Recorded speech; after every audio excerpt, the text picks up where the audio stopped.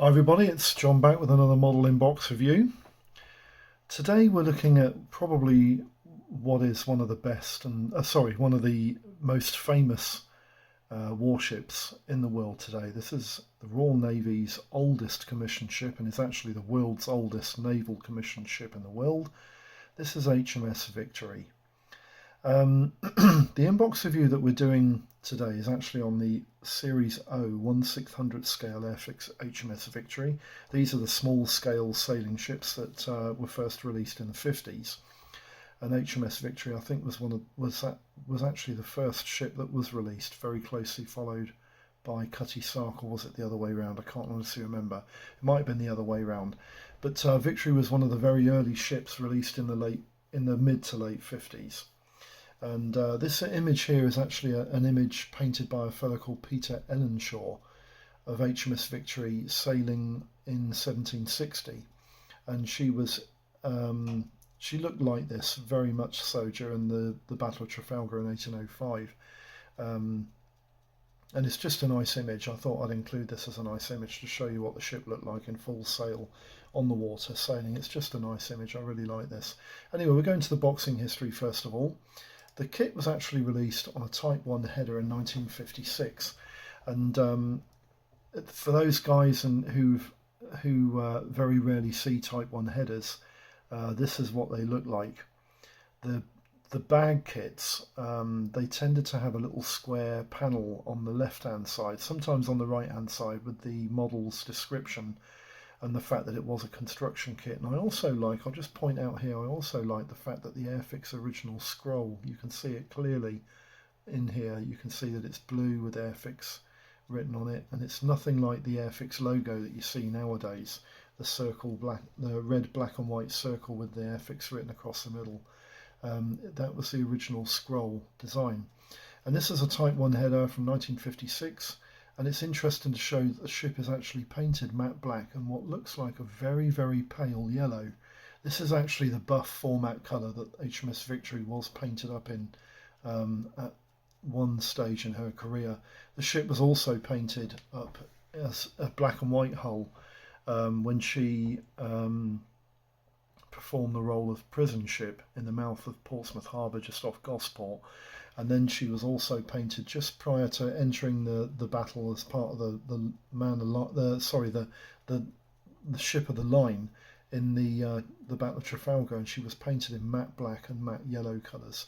As the ship is now, the real ship is now painted in matte black and matte yellow colours to reflect how she would have looked like in the Battle of Trafalgar. So that's 1956. An interesting point to remember is that this kit is now, the mould of this kit is now 64 years old. That's quite a feat, really. But that's a Type 1 header. Type 1 header went to Type 2, and this was the Type 2 header released in 1962. Still a bag kit in those days. And it's also interesting that you can see that this kit has a yellow band running through the middle. It's almost an orangey coloured band actually, it's not pure yellow. A lot of Type 2 kits, bag kits, had blue, red and green bars running through them, depending on whether they were aircraft, military armour, all sorts of stuff. But the sailing ships tended to have these orangey yellow bands running through the middle, and there was no clear defined colour on one side of the Type 2 header with a white panel on the other side. It was just white right the way across. You can also see here there's some yellowy orange sky clouds appearing above the sea there, which is quite nice. Also, something that's clearly defined here is that you can see the actual sprue parts themselves through the bag, and the kit is actually quite detailed. As you know, all these rigging lines and all the bits and pieces hanging off the ship's yard arms and everything. It's quite a definedly detailed kit. And even though the kit is now 64 years old, I don't think it's lost an awful lot of its surface detail, and you'll see that when you see the parts very soon. 1962, Type 2 went through to 1967. This is a Type 3 header. You can see the blue stripe here. A lot of people call these red stripe kits, but a lot of the red stripes only tended to be on armour and aircraft kits again, and the naval vessels tended to have blue stripes And again, you've got a new style here of Airfix scroll logo here, and HMS Victory written in black. This is also the first header that utilises Roy Cross's artwork, which is quite nice. I've always liked this image, and this artwork carries through right the way through to the present day release. And you'll see that very soon. 1967 Type 3 went through to 1973 on a Type 4. This is actually a Type 4A blister pack. Type 4s went through 4 different renditions of 3 different blister packs and a Type 4D box.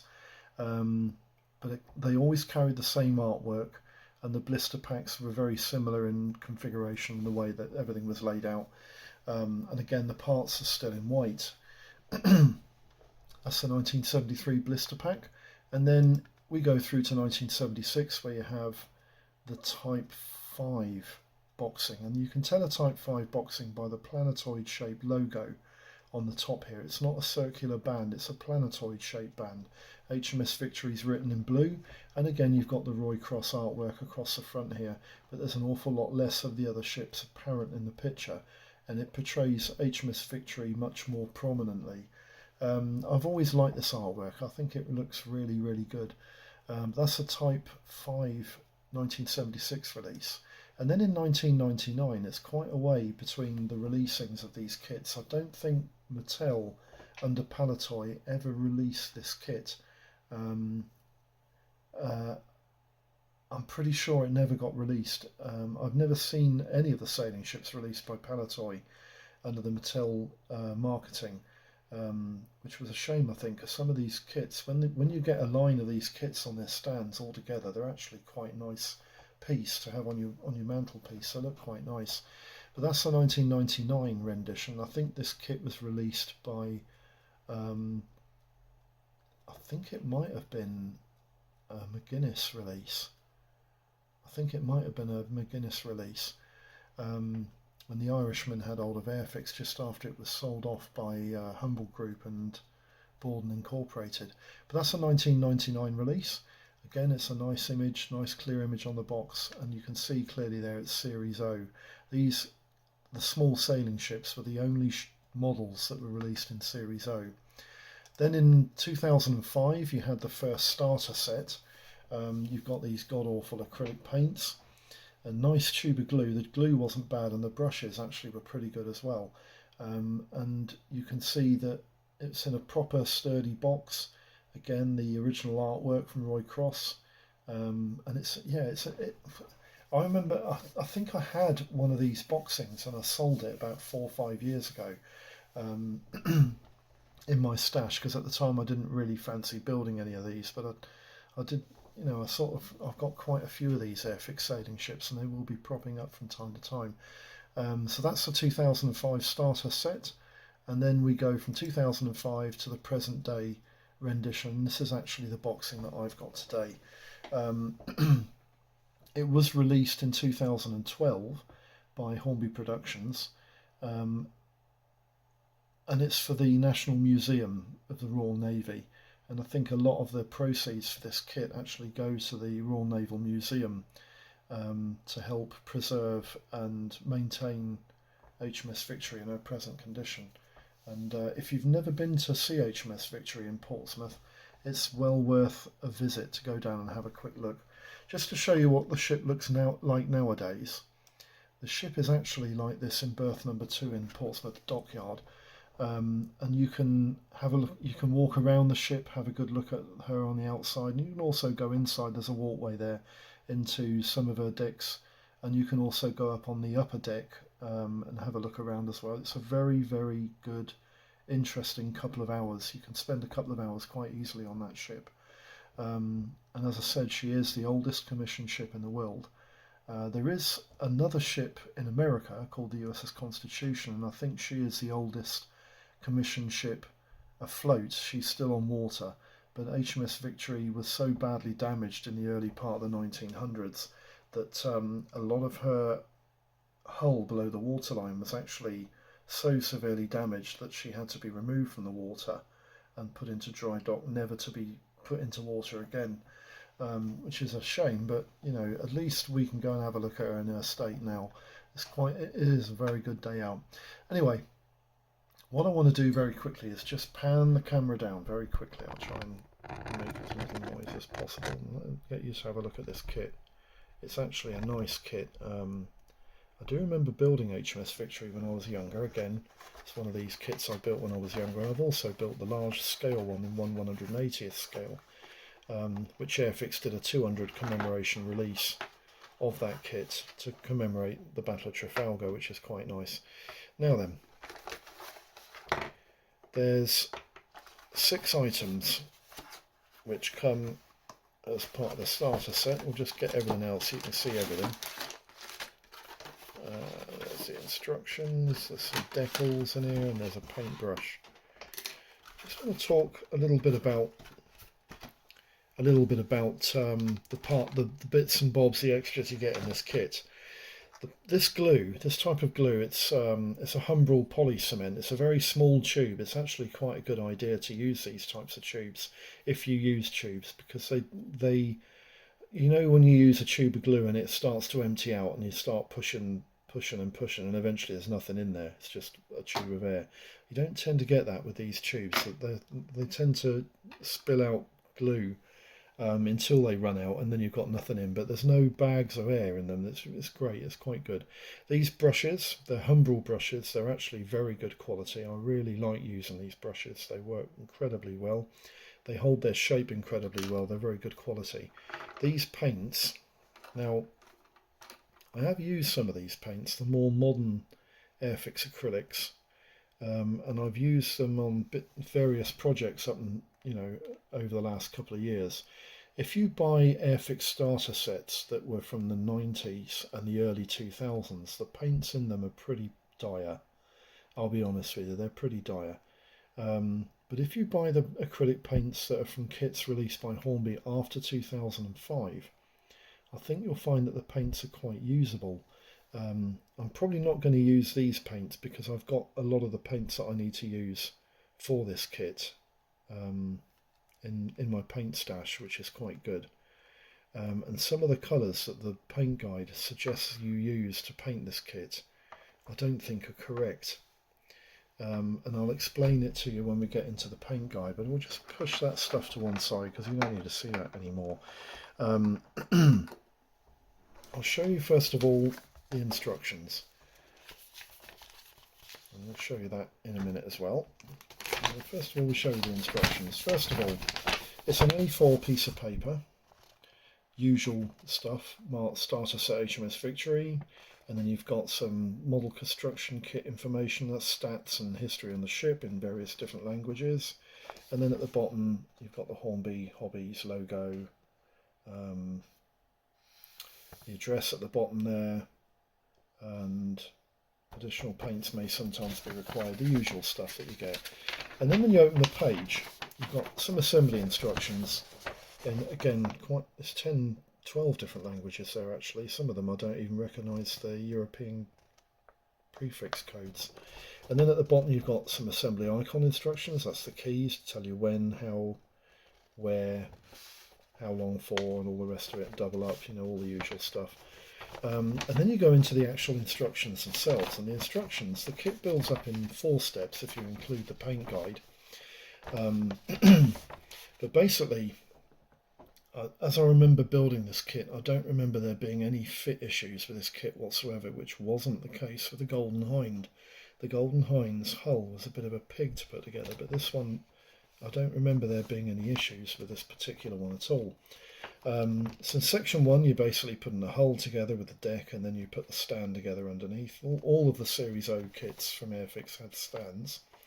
And then in section 2 you put in the 3 main masts in and the rear flagpole. And then in section 3 you're basically finishing off and putting the sails in place. I don't know what this, is it a mizzen mast and sail? I can't remember what it's called. And I don't know what this is called under here. If any of you subbers down there actually more nautically minded than I am, it might be quite nice to put down what those parts are called. But this, I think this is a tacking sail for producing a tacking manoeuvre, which is one of the ways in which sailing ships steered. They use their rudders, yes, but they also liked to tack. It's a method of, if you like, propelling the ship forward when the wind isn't actually in the direction of travel. It's complicated, but it was explained to me at school once. On the back page, again, you've got safety information in various different languages. Again, it's in 12 different languages, which is quite nice. And then on the back of the box, you've got the colour call-outs and the paint plan. And I'll just show you it very, very quickly so you can have a look at it there. And you can see that the kit is definitely, they're definitely telling you to paint this kit yet black and buff. It's almost a yellow colour, but it's not quite yellow enough. If you have a look at the photographs, or go online and have a look at some photographs of HMS Victory as she is now, the side of her hull is very definitely matte black and matte yellow. Her sails would have been buff. They would probably require some weathering as well, and these masts are definitely buff. They're a different colour to the side of the hull, and you'll see that. Now, when I built the large scale 1/180th scale HMS Victory from Airfix, I did incorporate this into the kit, but I didn't use the vac form sails that came with the model. I used calico, and the result was far better than what you get with the vac form sails. But I painted the hull matte black and matte yellow, and it looked absolutely fantastic. The other thing that they're telling you to paint is they're telling you to paint the underside of the hull brick red, this colour. Now, I know I know that's incorrect. The underside of the hull was originally matte white. It was painted matte white, but when the ship was put into number 2 berth, the underside of the hull was so badly damaged that they couldn't do much with it at all. And when they replaced the hull sections below the waterline, they wanted to keep the ship as rot-proof as possible. So they plated the wooden planks below the waterline in copper plank sheets. They were like sheets of metal that clipped over and bolted into the wood. And then they covered these copper sheets in a sort of a acrylic plastic sort of coating that stopped the copper sheets from oxidizing and turning green. And the ship below the waterline is definitely copper coloured. I've seen it through, when you go to have a look at dock 2 where the Victory is, you can have a look through the supports that hold the ship's hull in place, and you can see them. They're clear as daylight. So that's the 2 corrections that I would definitely make for the paint plan. But it is there. I mean, this was probably a similar colour that would have been used after Trafalgar when she was used for. She was used as a training ship as well after Trafalgar when she became a little bit old and a little bit long in the tooth. There's a decal sheet that comes with this kit. It's quite a nice decal sheet. It incorporates 3 different flags, which are interesting. And there's also an HMS Victory stand decal there. That's like a marker that goes on a stand. And on the back here, you've also got the captain's rear windows for the rear cabin. Now, I don't know if I'm going to be able to use that because I don't know if the decal's going to stay onto the back section. It would be quite nice to. I'll have a look at that in a minute. It would be quite nice to use that because I think it's quite a nice decal, but I might have to paint that. We'll have to have a look and see what the score is with it. So we'll put that to one side for now, and then we'll get the parts out. And we'll have a look at these babies. Now, I don't really want to go pedantic through all the parts, but I do want to show you some of the bits and pieces that are quite interesting. Now, bearing in mind that this kit's mould is 64 years old, I don't think the detail on those parts is that bad. You can see the gun decks. Quite nice. The planking on the deck is quite nice and clearly defined, which is good.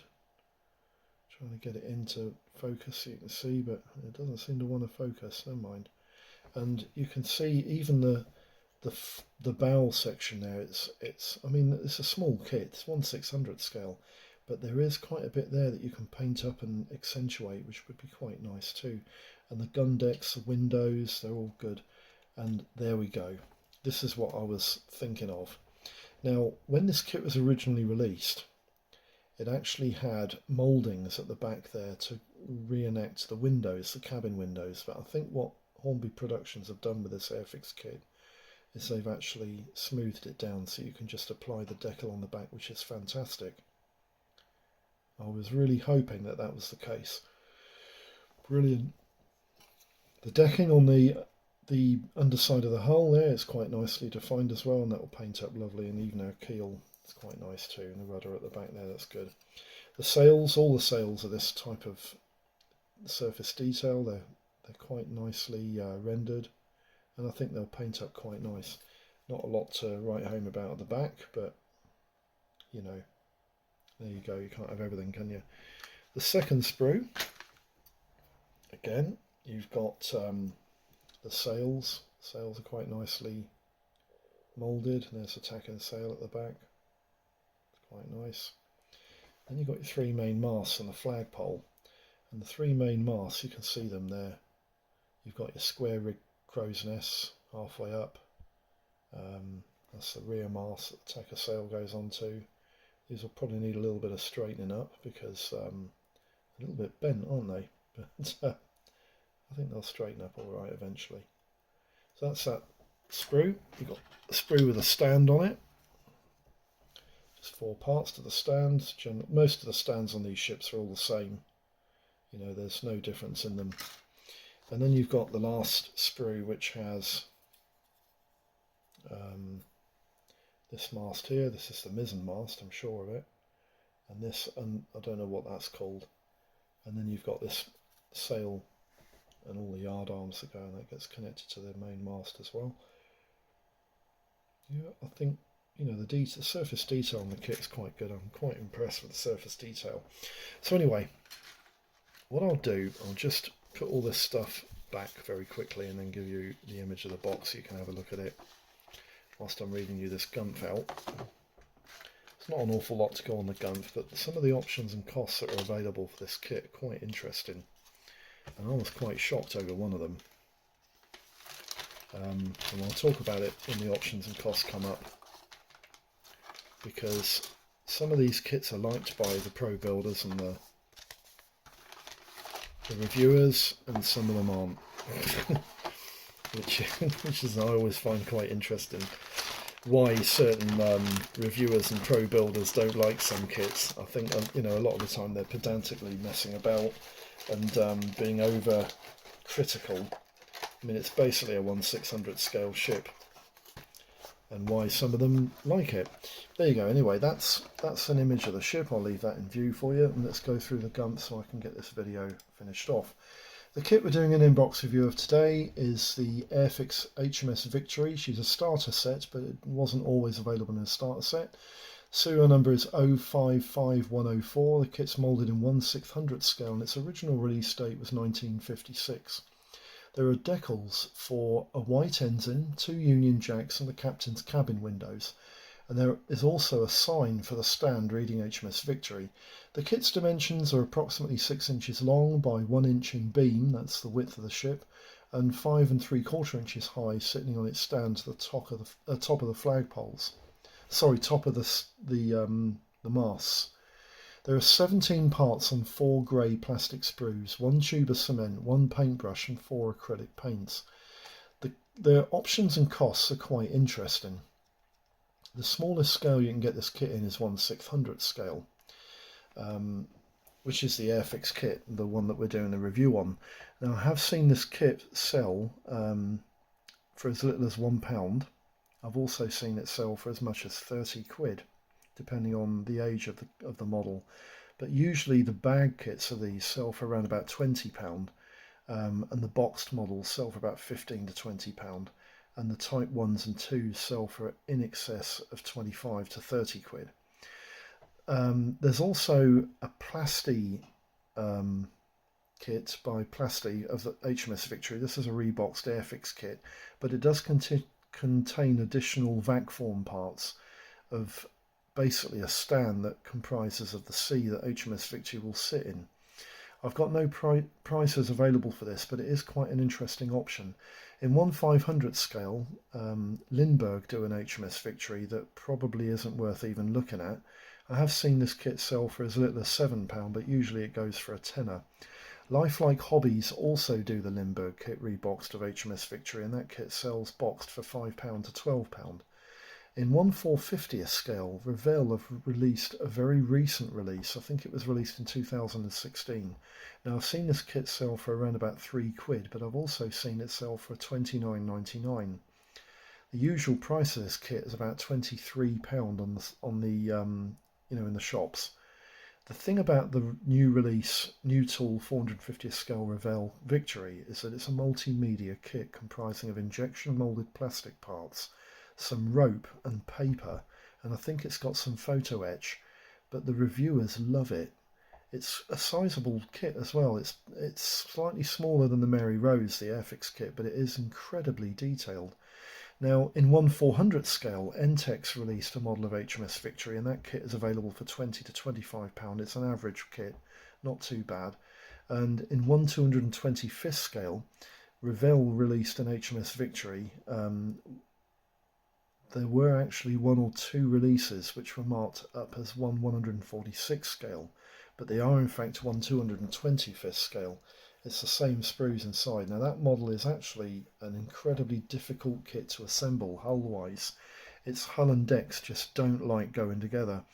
But I have seen it sell for as little as £5 to £30. HMS Victory has also been covered by Airfix in 1/180th scale. Now this was the kit I built some years ago, maybe 4 or 5 years ago. I've seen this kit sell for as little as £5, but it usually sells for between 20 and 38 quid. It's actually not a bad model, a little bit tricky to get all the decks in the correct position before assembling the hull, but once the hull's together it's actually a dream. It's a really nice, quite detailed model. It's quite a nice kit. Airfix by Craftmaster also reboxed the Airfix kit. That's available for between £10 and £30.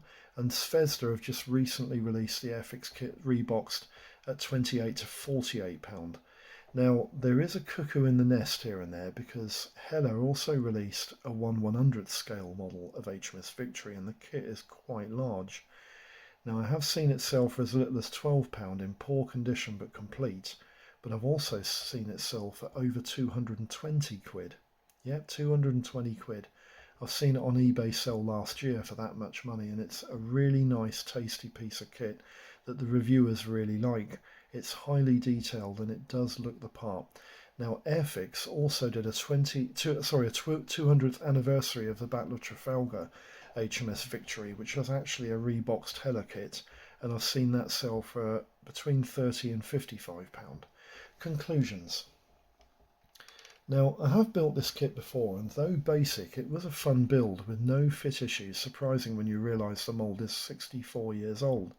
It has a nice surface detail to the ship's entire hull, but Airfix want you to paint the hull sides matte black and buff, but the actual colour is matte black and matte yellow, just like the paint applied to the real ship. Also, the hull below the waterline is clad in copper plates to protect the ship below this line, and the copper plates are coated in something to stop them oxidising. With only a small number of parts, it will build fairly quickly, and the only competition comes in the form of the 1/450th scale 2016 release from Revell. Now, I built the Mary Rose recently and hope this kit will be as rewarding. I really did enjoy building the Mary Rose. It was a fun, very enjoyable kit to put together, and I'm hoping I'll get the same sort of feeling when I'm putting this kit together. It should go pretty quickly. I did think about entering this kit into UK Scale Modelers Group Build at the moment, which is Pride. It's something to do with pride of the country that you live in. National Pride. It's National Pride Group Build, and I've seen a number of kits released and finished by other subbers, and they've done lovely jobs on them. And I was considering doing this kit as part of that, but I'm not 100% sure if I'm going to be able to get this kit finished in 6 weeks. So I've decided not to do this. I don't want to disappoint Ian, and I know you know, it's nice of him to do all these group builds, and I'm hoping to get involved with a couple in the future, sometime later this year. So anyway, that's the inbox review finished for the Airfix 1/600 scale HMS Victory. I hope this video has been of some use. I hope all your modelling projects are running smooth and that you're having fun. That's the most important part of this. Thanks for tuning in, all you new subbers. I've had a few extra new subbers over the last couple of weeks. Thanks for those.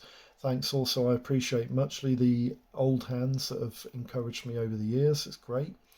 And I'll catch you for the next one. Thanks for tuning in. Bye bye for now.